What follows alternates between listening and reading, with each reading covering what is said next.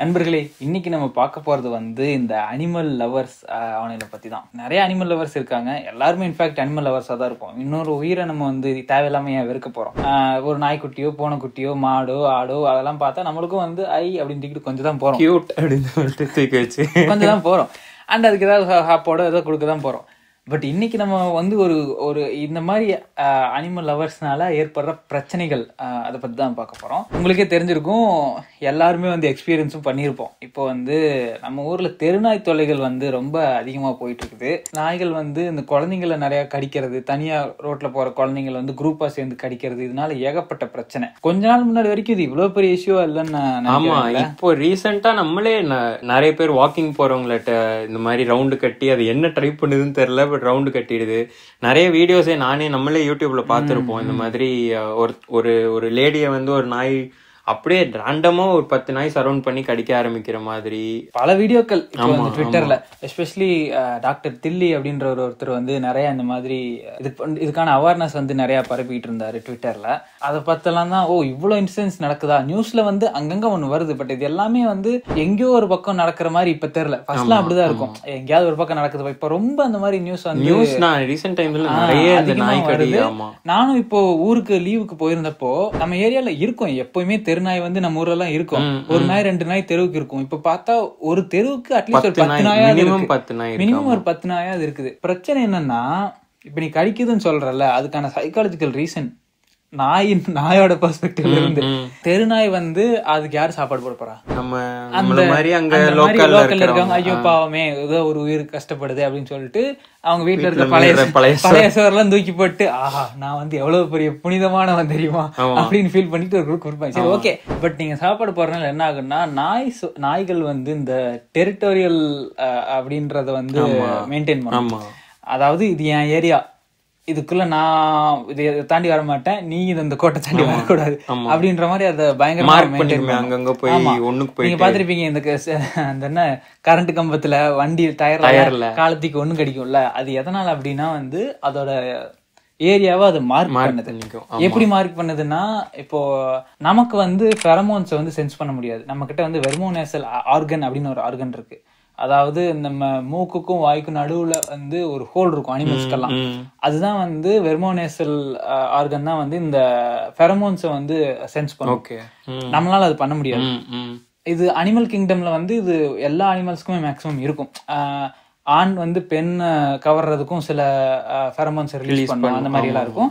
அதே மாதிரி யூரின்ல வந்து சில ஃபெரமோன்ஸ் இருக்கும். அதுதான் வந்து இந்த ஏரியாவை மார்க் பண்றது அப்படின்றது. அது நமக்கு தெரியாது, அந்த ஸ்மெல் நாய்க்கு தெரியும். அதனாலதான் வந்து நாய் வந்து அங்கங்க ஒண்ணு கடிச்சிட்டு போகுது. இந்த டெரிட்டோரியை மார்க் பண்றதுல இருக்க பிரச்சனை வந்து, இப்ப நீங்க சாப்பாடு போடுறீங்கன்னா ஒரு தெருவுல, அந்த தெருவுல இருக்க எல்லாத்தையும் அந்த நாய்க்கு நல்லா தெரியும். சோ இதெல்லாமே நம்ம ஃபேமிலி அப்படின்ற மாதிரி. இப்ப வெளியால் யாராவது அந்த வழியா நடந்து போறான்னு வச்சுக்கோங்க, அவன் செத்தான். ஆமா, ஏன்னா அதுக்கு வந்து இப்ப வீட்டு நாயில் நம்ம வீட்டுக்குள்ள யாராவது வந்தா கடிக்குது இல்ல, அதே கான்செப்ட் தான் தெரு நாய்க்கும். தெருவுக்குள்ள இது நம்ம தெருவுக்குள்ள வேற எவனா வரான், வேற நாயா இருந்தாலும் சரி மனுஷனா இருந்தாலும் சரி. அதுக்கு ஒரு பர்சனல் எக்ஸ்பீரியன்ஸும் இருக்கு. என் தெருவுக்குள்ளேயே பைக்ல போறேன், சரியா, துரத்துது, கத்திக்கிட்டே துரத்திக்கிட்டு இருக்கு. அப்புறம் ஆனா அதுக்கு ஏன்னா அதுக்கு தெரியல, நான் ஏன்னா ஹெல்மெட் போட்டிருந்தேன். சத்தியமா சொல்றேன், வண்டியை நிறுத்திட்டு இதை கழட்டி நான் தான்டான்னு சொன்னதுக்கு அப்புறம் தான் நின்னுட்டு வாலாட்டிட்டு போயிருச்சு. மென்டல் அப்படின்னு நிறைய நம்ம தமிழ் மீம் கம்யூனிட்டி இதை வச்சு நிறைய மை டாக் ஏரியா அப்படின்னு சொல்லி பாடி கார்டு மாதிரி முன்னாடி போறாங்க, நிறைய பண்ணிருப்பாங்க. அது உண்மையும் கூட. ஏன்னா உங்க ஏரியா டாக் வந்து அது உங்களை ஒருத்தனா அவங்களும் ஒருத்தனா, அவங்க அந்த எல்லாமே ஒரு ஃபேமிலி அப்படிங்கிற மாதிரி தான் பார்க்கும். உங்க ஏரியாவுக்குள்ள இருந்து பாக்குறதுக்கு நல்லா இருக்கும். பட் நீங்க வேற ஏரியாவுக்கு போவீங்கல்ல, வேற யாரும் அப்பதான் பிரச்சனையே ஸ்டார்ட் ஆகுது. நிறைய பேரும் இதை பத்தி கருத்தும் சொல்லியிருந்தாங்க. இந்த மாதிரி ஆப்போசா நிறைய தெருநாய்கள் எல்லாம் வந்து நம்ம ப்ராப்பரா அதை மெயின்டைன் பண்ணணும். எல்லா நாய் கொண்டு போய் கொல்ல சொல்லல, அத வந்து ஒரு அந்த சோறு போடாமலும் இருக்க வேணாம். சோறு போடுறவங்க எல்லாம் அதோட வேக்சினேஷனை பாத்துக்கிறாங்களான்னு, அதுக்கு வேக்சினேஷன் போடுற மாசம் வருஷம் போடுற மாதிரி வீட்டுல வளர்க்குற நாய்க்கு மாதிரி அதுக்கு போடுறது கிடையாது. அதுக்கேத்த மாதிரி அதுக்கு அந்த ஃபேமிலி பிளானிங் அதெல்லாமும் வந்துட்டு பண்றாங்க கவர்மெண்ட். நீ கால் பண்ணி கூப்பிட்டேன்னா அவங்களே வந்து பண்ணுவாங்க. பட் அதெல்லாமும் பாத்துக்கிறது கிடையாது. அதனால அது இனப்பெருக்கம் பண்ணிட்டு போய்கிட்டே நிறைய குட்டி போட்டு அந்த ஏரியாவே ஓவர் பாப்புலேட் ஆயிட்டு இருக்கு இப்போ. சோறு போடுறவங்க யாராவது வந்து இப்ப யாராவது கடி வாங்கிட்டா ரெஸ்பான்சிபிலிட்டி எடுக்க போறாங்களா என்ன? அதெல்லாம் கிடையாது. தெருநாயினா கடிக்கத்தான் செய்யும் அப்படின்ற மாதிரி. அது ரொம்ப அப்பயும் ஹேட் பண்ணல மாட்டாங்க யாரும். பயமாச்சும் வரும் ப்ரோ. நிறைய பேர் எனக்கு தெரிஞ்சவங்க வந்துட்டு கடி வாங்கினதுக்கு அப்புறம் தான் வந்துட்டு அனிமல் லவ்வர் கடி வாங்கினா வேற எவனா கடி வாங்கினா வேற யாராவது. இப்ப வீட்டு நாயா இருந்தாலுமே என்னதான் இருந்தாலும் at the end of the day that's an animal. நீ வந்து என்னதான் கொஞ்சம் மேக்ஸிமம் எதுவும் பண்ணாது, பட் அதுக்கு ஏதாவது பைத்தியம் முடிச்சிச்சுன்னு வச்சுக்கோங்க, அவ்வளவுதான். மனுஷனே அப்படித்தான் பண்ணுவான். ஏன் வந்து ஒரு ஒரு மகனே வந்து கடுப்பாய் தாயை அடிச்சு கொள்றது இல்லையா? அதெல்லாம் எக்ஸ்ட்ரீம் கேசஸ். எல்லாருமே அப்படி பண்ணுவாங்கன்னு சொல்ல முடியாது. பட் வீட்டுல நடக்கிற இல்ல பேரண்ட்ஸ் எத்தனை பேர் பசங்களை வந்து அந்த மாதிரி எவ்வளவு என்னப்பா ஆணவக்குள்ள சொல்றியா நீ?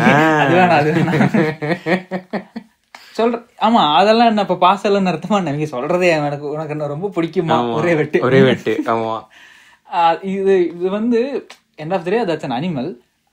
அதை வந்து நீங்க என்னதான் சோறு போட்டு வளர்த்தீங்கனாலும் அதுக்கு ஏதாவது இந்த மாதிரி ப்ராப்ளம் வந்துச்சுன்னா, அதுக்கு ஏதாவது பிஹேவியரல் சேஞ்ச் இருந்துச்சுன்னா நம்மளே கடிக்க தான் போகும். கரெக்ட். ஸோ இதை கண்ட்ரோல் பண்றது வந்து ரொம்ப அவசியம்.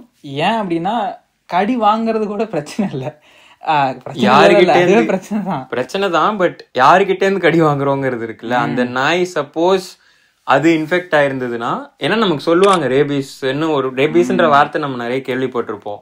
ஸோ அந்த நாய்க்கு ரேபிஸ் இருக்கு, அந்த வைரஸ் அது உள்ள இருக்கு, அது நம்மளை கடிச்சிருச்சுன்னா நமக்கு ரேபிஸ் வந்து ஜாம்பிஸ் மாதிரி சுத்த வேண்டியது. அதுக்கப்புறம் ஆமா ஜாம்பிஸ் யார்கிட்ட கடி வாங்கினாங்களோ.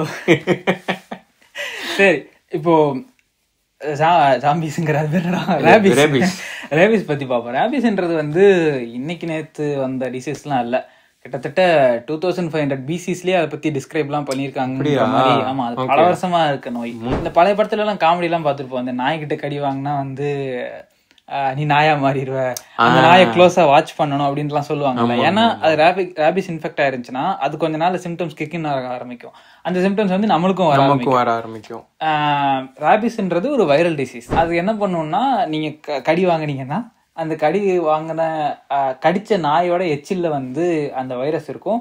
அது கடிச்ச உடனே உங்க மசில்ஸ்ல வந்து அந்த வைரஸ் வந்து இனப்பெருக்கம் பண்ண ஆரம்பிக்கும். கரெக்ட். ஆமா, அதுல இருந்து அது அப்புறம் மெயினா இந்த ரேபிஸ்ல நம்ம பயப்படுற விஷயம் என்னன்னா, அது மசில்ல கடி வாங்கி அதுல இனப்பெருக்கம் பண்ணாலும் கூட அது வந்து நேரா அது போய் முடிகிற இடம் வந்து நர்வஸ் சிஸ்டம், நரம்புகள்ல வந்து உள்ள பூந்துரும். உள்ள பூந்து நரம்புகளுக்கெல்லாம் தலைவர் யாருன்னா வந்து மூளை. அங்க பொறுமையா போகும். என்ன ஸ்பீட்ல போகும் தெரியுமா? என்னமோ படிச்சேனா 3 mm per hour. டே ஐயோ சரி பாத்துட்டீங்க. ஆமா 3 mm ஸ்பீட்ல போகுமா. அந்த ஸ்பீட்ல போய் பொறுமையா நரம்பு வழியா போய் மூளைக்கு போயிடும். ஆமா, ஒன்ஸ் சிம்டம்ஸ் தெரிய ஆரம்பிச்சிருச்சுன்னு வச்சுக்கோங்களேன், டெத் கன்ஃபார்ம். ஆமா, நேரா டெத் காப்பாத்தவே முடியாது. அதுக்கு ஒரு வார்த்தை யூஸ் பண்ணுவாங்க, almost and always. Okay. Almost and always 99.9% death confirm. ஏதாவது 1-2 தப்பி பொழைச்சி பொழைச்சாதான் உண்டு. அதுக்கான வரலாறுகள்லாம் இருக்குது இல்ல. ஆமா, அதுக்கான எண்ணி சொல்லலாம்னு நினைக்கிறேன். 1-2 கேஸ் தான். அதுல ஒரு கேஸ் வந்து யூஎஸ்ல ட்ரீட் பண்ணிருக்காங்க. இது வந்து மசில்ல இருந்து நர்வஸ் சிஸ்டம் போய் ஸ்பைனல் கார்ட்ல இருந்து பிரெயினுக்கு போகுது. அப்புறம் தானே அது எஃபெக்ட் ஆகுது. அது வந்து தடுக்கணும்னா ஒரு விஷயம் என்ன பண்ணலாம்னு அவங்க யோசிச்சாங்கன்னா, நம்மளே ஒரு இன்டியூஸ்டு கோமா ஒன்று கொடுத்துடலாம். ஒரு சில ட்ரக்ஸ் யூஸ் பண்ணி இன்டியூஸ்டு கோமா கொடுத்து பிரெயின் ஆக்டிவிட்டியை எவ்வளோ முடியுமோ அவ்வளோ கம்மி பண்ணியிருக்காங்க. ஏன்னா இப்போ நியூரான்ஸ் ஃபயர் ஆக தானே வந்து இந்த வைரஸும் டிராவல் இது ஜாஸ்தி ஆகும். ஸோ முடிஞ்ச அளவுக்கு அந்த நியூரானல் ஆக்டிவிட்டியை கம்மி பண்ணிட்டோம்னா, அதுக்கு ஏதோ சொன்னாங்க ப்ரோ, எக்ஸைட்டோ டாக்ஸிசிட்டி அப்படின்னு சொல்லிட்டு. ஏன்னா நியூரான்ஸ் எக்ஸைட் ஆக தான் அந்த வைரஸோட டிராவல் இது ரெப்ளிகேஷன் இதெல்லாம் ஜாஸ்தி ஆகும். பிரெயினுக்கு போய் அப்புறம் அவ்வளோதான், அதை நம்மளை தொடவே முடியாது. ஸோ அதனால இன்டியூஸ்ட் கோமா கொடுத்து இந்த மாதிரி பிரெயினை ஷட் டவுன் பண்ணி அப்புறம் ஆன்டிவைரல் ட்ரக்கை கொடுத்து ட்ரீட் பண்ணியிருக்காங்க. ஸோ ஆன்டிவைரல் ட்ரக்கை வச்சு இந்த இதை கம்மி பண்ணதுக்கு அப்புறம் திரும்ப கோமாலேருந்து திருப்பி கொண்டு வந்து சரி பண்ணியிருக்காங்க. அது ஒரு கேஸ் 2004 ஒரு பெண்மணிக்கு வந்து அது ஒர்க் அவுட் ஆயிருக்கு, அவங்க பொழைச்சிட்டாங்க. அதே மாதிரி நம்ம இந்தியாவில பூனேல ஏதோ ஒரு பொண்ணுக்கு ட்ரை பண்ணிருக்காங்க, பட் அது காப்பாற்ற முடியல. ஸோ இந்த ப்ரொசீஜர் வந்து மேக்ஸிமம் ஒர்க் ஆகல, நிறைய பேர் ட்ரை பண்ணிருக்காங்க. பட் ஒரே ஒரு கேஸ் வந்து ஒர்க் ஆயிருக்குன்ற இந்த இன்ட்ரெஸ்டிங்கான விஷயத்த சொல்லணும்னு. ஆமா, பட் இது முக்கியமாவே வந்து இதுக்கு காப்பாற்ற முடியலனாலும் உனக்கு எக்ஸ்போஸ் ஆயிருக்கன்னு உனக்கு தோணினாலோ இல்ல எக்ஸ்போஸ் ஆகலாம். ஏன்னா சப்போஸ் இப்ப லேப் டெக்னீஷியன்ஸ் இருக்கும், ஒர்க் பண்ண போறவங்க ரேபிஸ் வைரஸ்லனா அவங்க, இல்லைன்னா கடி வாங்கினவங்க கூட ஒரு விஷயம் என்ன பண்ணலாம்னா, எல்லாருக்குமே ஒரு வேக்சினேஷன் இருக்கு. ஸோ ரேபிஸ் வேக்சினேஷனே இருக்கு. அது எப்படின்னா உங்களுக்கு இம்யூன் மெமரியை வந்து கொடுத்துரும். ஸோ அந்த மசில்லேருந்து நர்வஸ் சிஸ்டம்க்கு டிரான்ஸ்ஃபர் ஆகிறதுக்கு முன்னாடியே நம்மளோட இம்யூன் சிஸ்டம் வந்து அதை அடிச்சிரும், தடுத்துரும். இப்போ பொதுவாக இந்த கோவிட் டைம்லலாம் நீங்கள் நிறைய வேக்சின் கேள்விப்பட்டிருப்பீங்க. அது எப்படி ஒர்க் ஆகுதுன்னு பெரும்பாலானவங்களுக்கு தெரிஞ்சிருக்கும். இல்லைனாலும் சிம்பிளாக சொல்ல போனால் ஒரு தடுப்பூசின்றது வந்து அந்த வைரஸோ பாக்டீரியாவோ அதோட வைரஸ்ன்னு தான் நினைக்கிறேன்.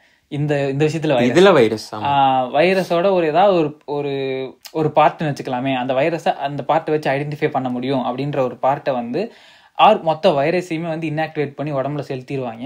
ஆனால் அந்த வைரஸ்னால நோயை உற்பத்தி பண்ண முடியாது. அந்த டைம்ல வந்து நம்ம உடம்போட எதிர்ப்பு சக்தி செல்கள்லாம் வந்து இந்த டம்மி வைரஸ் வச்சு ப்ராக்டிஸ் பண்ணி வச்சுக்கோம். ஓகே, இப்படி இதெல்லாம் வந்தா இதெல்லாம் நம்ம பண்ணணும் ப்ராக்டிஸ் பண்ணி வச்சுக்கோம். ஒரு நிஜமான வைரஸ் வந்தனால லேட் ஆகாம, அதாவது இது மூளைக்கு போற வரைக்கும் வெயிட் பண்ணாம டப்புன்னு அப்படியே இந்த மசில்ஸ்லயே வச்சு அதை முடிச்சு கட்டி வேலையை முடிச்சு விட்டுரும். ஸோ இதுதான் வந்து சிம்பிளா வேக்சின் வந்து ஒர்க் ஆகிற விஷயம். இந்த வேக்சின் முக்கியம் இல்லைன்னு பேசுறாங்களா? ஆமா, பார்த்தேன் இன்னைக்கு ஒரு பைத்தியம் ட்விட்டர்ல பேசிக்கிட்டு இருந்துச்சு. இது ரேபிஸ் வேக்சின் முக்கியம் இல்லையா, ஹோமியோபதி எடுத்துக்கிட்டா ரேபிஸ் சரியாயிடுமா, நம்ம பாட்டுக்கு சோறு போட்டு சுத்திட்டு இருக்கலாம். கடி வாங்கினதுதான், கடி வாங்கி இதோ இந்த நம்ம அதுக்கும் வீடியோ பார்த்திருப்போம். தண்ணி எடுத்துட்டு போனாலே அப்படியே அதெல்லாம் தான் வந்து சிம்டம்ஸ். ஸோ அந்த மாதிரி சிம்டம்ஸ் எல்லாம் வந்ததுக்கு அப்புறம் குணப்படுத்துறது கஷ்டம். பட் ஏன் அப்படி தண்ணி பார்த்தா ஏன் பயம் வருது? அது வந்து பிஹேவியரல் சேஞ்ச் கிடையாது, அது வந்து ஒரு பிரச்சனை. ஏன்னா அது வந்தா வந்து தொண்டையில முழுங்க முடியாது. ஏன்னா முழுங்கும் போது அவ்வளவு வலிக்கும், ரொம்ப பெயின்ஃபுல்லா இருக்குமா. அதனால வந்து அந்த தண்ணிய பார்த்த உடனே பிரெயின் ஸ்டெம் எஃபெக்ட் ஆகுறதுனால அந்த இந்த இங்க வர நர்வ்ஸ் வந்து ஏதோ டேமேஜ் ஆகி தண்ணியவே முழுங்க முடியாது. முழுங்கினா அவ்வளவு வலிக்குமா, அதாவது தண்ணியை பார்த்தாலே பயப்படுற அளவுக்கு வலிக்கும்னா பாத்துக்கோ எவ்வளவு பெயின்ஃபுல்லா இருக்கும்னு. இது இந்த ரேபிஸ் வைரஸ் வந்து வெறும் நாய்க்கு மட்டும் இல்ல, குரங்கு கடிக்கு மருந்து இல்லைன்னு சொல்லுவாங்க. ஏன்னா குரங்குலயும் வரும். பெரும்பாலும் நம்ம இந்தியாவில கூட வவ்வாலும் அடுத்தது.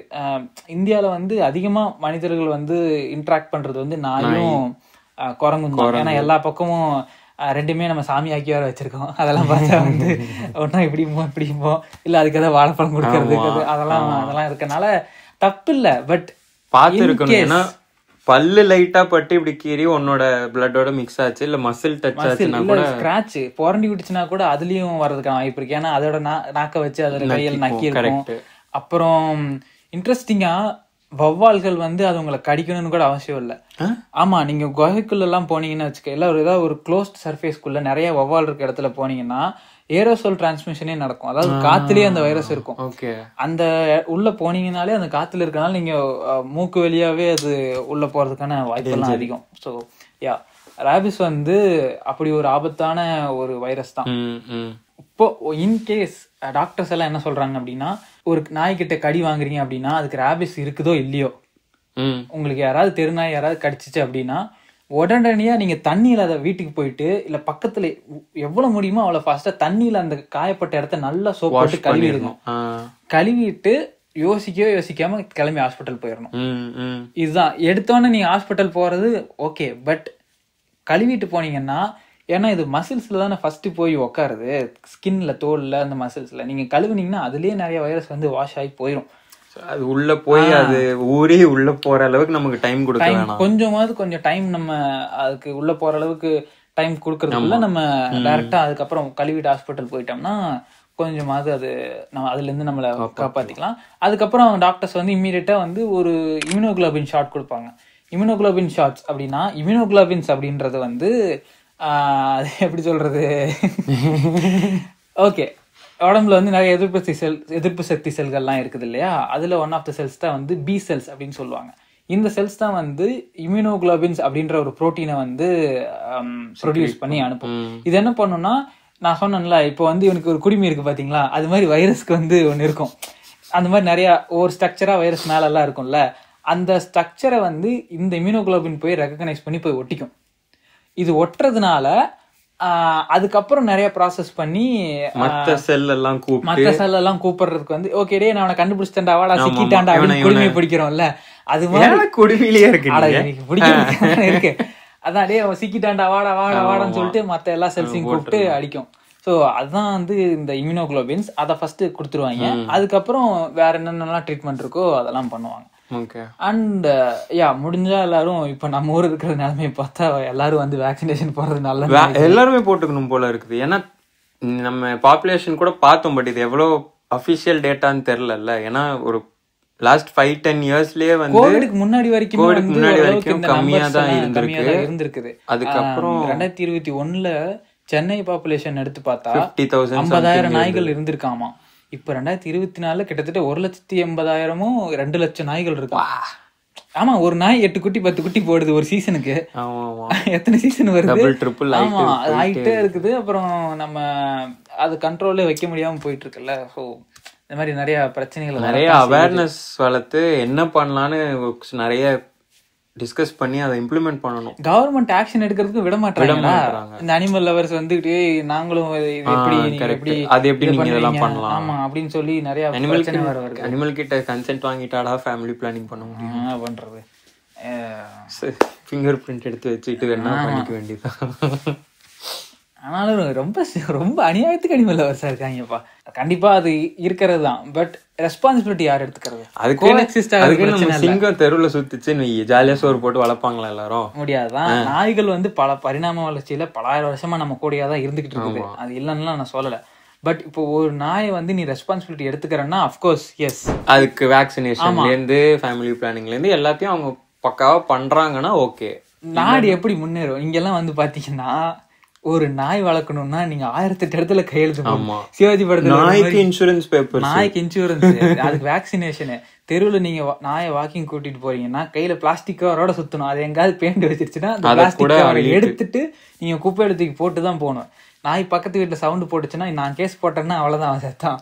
இவ்வளவு ரெகுலேஷன்ஸ் இருக்கு. நீங்க டாக் லவரா இருங்க, பட் ஒரு உயிரை நீங்க வளர்த்துறீங்கன்னா அதுக்கு ரெஸ்பான்சிபிலிட்டி எடுத்துக்கணும். அது ஒரு குழந்தைய வளர்க்குற மாதிரிதான். 4 பிஸ்கெட் 5 ரூபாய் பார்லேஜ் வாங்கி போட்டா மட்டும் நம்ம வந்து அனிமல் லவர் ஆக முடியாது. அந்த நாய் ஹெல்த்தியா இருக்கான்னு எனக்கா போய் பாத்திருப்பீங்களா? அதுக்கு ஒரு தடுப்பூசி போட்டு விட்டுருப்பீங்களா? நீங்க சோறு வைக்கிறவங்க எல்லாம் கூட்டிட்டு போய் ஒரு தடுப்பூசி போட்டு விடுங்க. அதுதான் நீங்க அந்த நாய்க்கு செய்யற மிகப்பெரிய உதவியா இருக்கும். சில பேர் இருக்காங்க அடிபட்டா டக்குன்னு போய் ட்ரீட்மெண்ட் பண்றது இருக்கானுங்க. பட் இதெல்லாம் இன்னும் நிறைய ரெஸ்பான்சிபிலிட்டி வேணும். அடிபட்டா மட்டும் கூட்டு போகணும்னு அவசியம் இல்லை, நம்ம இந்த மாதிரியும் பண்ணணும். ஆக்சுவலா அப்பதான் வந்து உருப்படும். இல்லைன்னா பர்சனல் எக்ஸ்பீரியன்ஸ் ஏதாவது இருக்குதா? எனக்கு பர்சனல் எக்ஸ்பீரியன்ஸ்னா இதுதான் ப்ரோ. வண்டியில போகும்போது துரத்தி அப்புறம் ஸ்லோ டவுன் நம்மளே நிறைய வாட்டி வாங்கியிருக்கோம். பட் சின்ன வயசுல இருந்து எனக்கு தெருவில் ஒரு நாய் இருக்குது. அது வீட்டு நாய் தான் திணிக்கும். அந்த நாய் வந்து எனக்கு சின்ன வயசுல பயங்கர ட்ராமா கொடுத்துருக்கு ப்ரோ. டெய்லியும் நான் வந்து பஸ் விட்டு ஸ்கூல்ல இறங்கிட்டு சாமியை கும்பிட்டே வருவேன். சத்தியமா சொல்றேன். அந்த நாய் வெளியே நிக்கணும், வெளியே இருக்கக்கூடாது, வெளியே இருக்கக்கூடாது, வீட்டுல இருக்கணும், வீட்டுல இருக்கணும். அப்படியே பாத்துக்கிட்டே போவேன். எங்கேயாவது அந்த நாய் இருந்தா குப்புன்னு வேர்க்கும் ஒரு செகண்ட். அப்படியே பொறுமையா அப்படியே போவேன். மேக்ஸிமம் வந்து தப்பிச்சிருக்கேன். பட் ஆனா நிறைய டைம் என்ன துரத்தி இருக்கு. ஓகே, துரத்துமா? ஆமா ப்ரோ. கொலைக்க ஆரம்பிச்சதுன்னா நான் ஓட ஆரம்பிச்சிருவேன். அப்புறம் வீடு வரைக்கும் துரத்திட்டு வரும், நான் வீட்டுக்குள்ள ஓடி போயிருவேன். இல்ல, எனக்கு இந்த மாதிரி நீ பர்சனல் எக்ஸ்பீரியன்ஸ் கேட்டானா நான் இன்ஃபேக்ட் அந்த அனிமல் லவர் சைட்ல தான் நான் இருப்பேன்னு நினைக்கிறேன். இந்த சும்மா போய் சோறு போட்டு வர்றது, நான் 5 ரூபாய் பிஸ்கெட் பாக்கெட் வாங்கி போடுறது. அப்புறம் ஆமா, இந்த ஏன்னா அப்ப என் ஏரியால இருக்கிற எல்லா நாய்க்கும் எனக்கு தெரியும். ஆக்சுவலா நான் போனேன்னாலே அப்படியே வாழாட்டிட்டு வரும். ஆனா எதுவும் நானும் வேக்சினேஷன் போடல இது வரைக்கும் எதுக்கும்.